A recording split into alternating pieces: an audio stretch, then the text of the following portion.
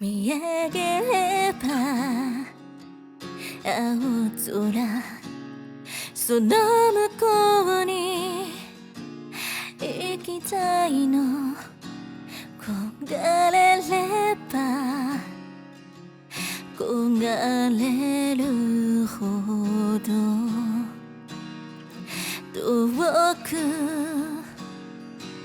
翼なら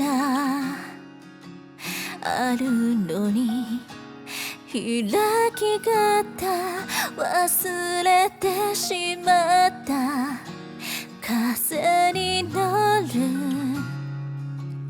イメージさえも今では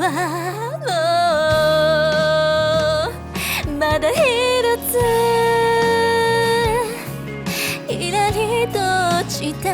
その羽をあなたは拾い上げ、臆病な私を誘うように宙に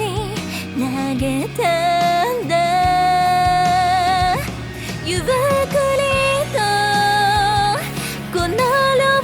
手を広げたら、風を待つように体がちゃんと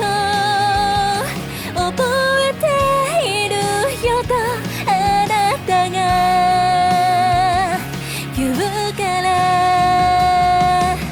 過去を飛び出して自由を手にした鳥が奏でる音を今私はたどって二人でたど